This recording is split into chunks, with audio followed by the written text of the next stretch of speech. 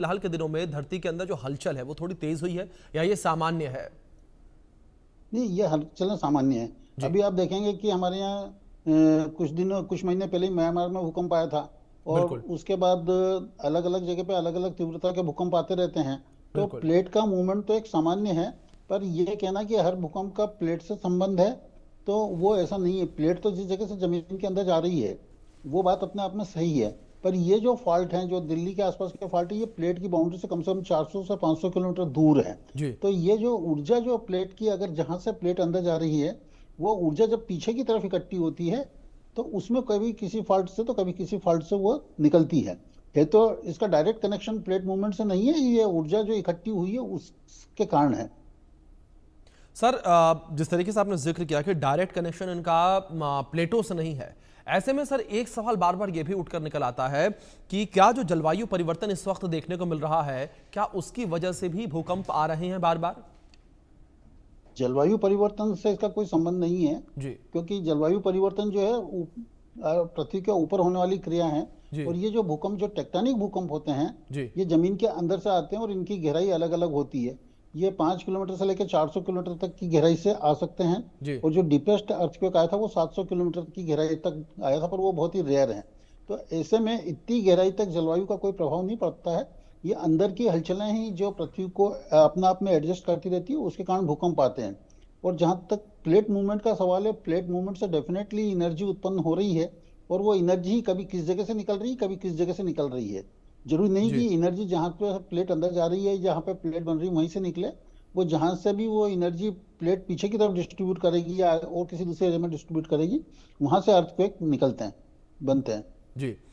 इस बीच सर, क्या दिल्ली किसी सक्रिय भूकंपीय फॉल्ट लाइन पर स्थित है? इसको लेकर कोई ऐसी जानकारी? हाँ, बिल्कुल है। जी। देखिए, दिल्ली में जो दिल्ली रिज वाला एरिया है, ये दिल्ली अरावली रिज का एक पार्ट है। जी। और यही रिज जो दिल्ली में दिख रही है, ये हरिद्वार तक जाती है। जी।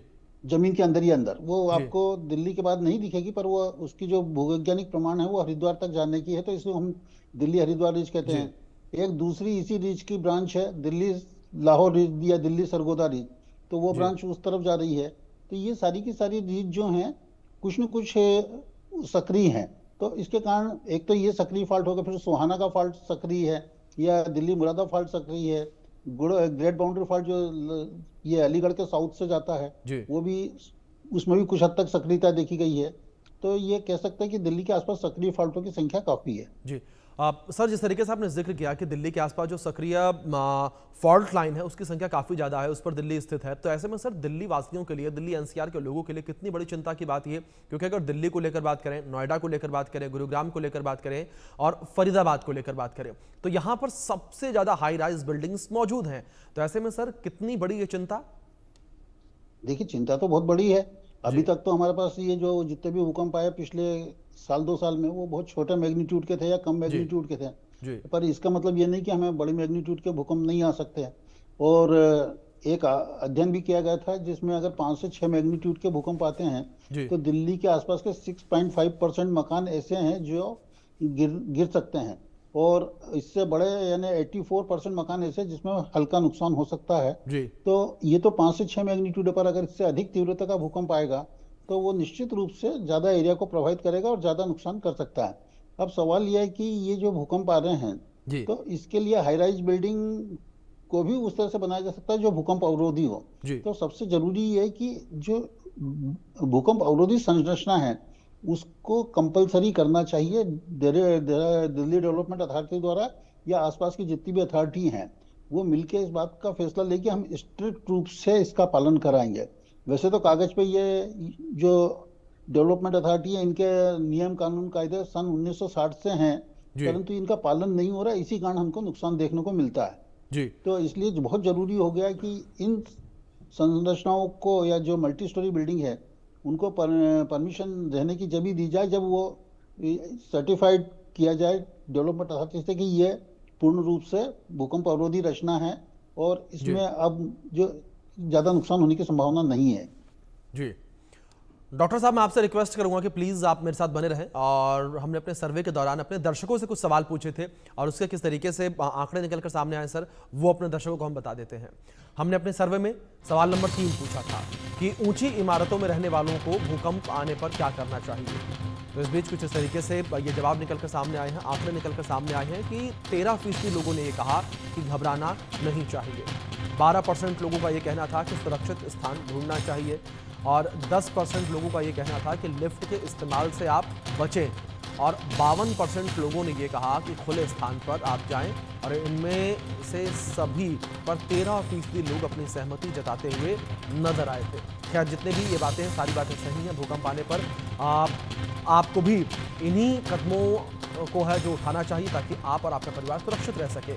अब आगे बढ़ते हैं और बात करते हैं अपने सर्वे में पूछे गए चौथे सवाल को लेकर। और हमने चौथा सवाल पूछा कि क्या बार बार धरती का हिलना किसी बड़ी तबाही की आहट है।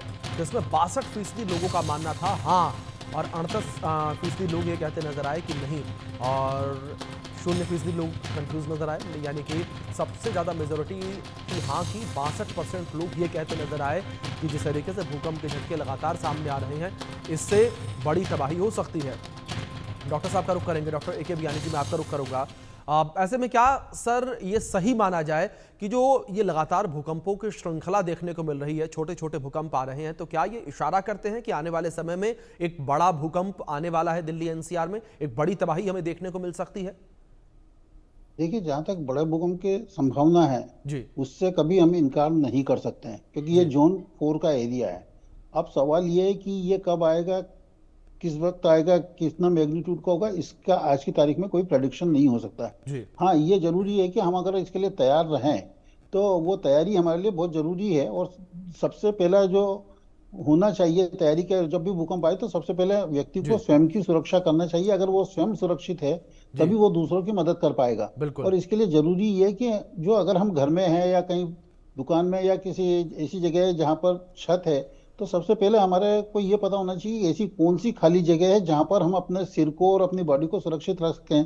जैसे टेबल के नीचे बैठ जाएं या अलमारी के अंदर चले जाएं या दो कमरों के बीच की जो दीवार है उसकी जो लकड़ी की फ्रेम है उसके नीचे खड़े हो जाएं।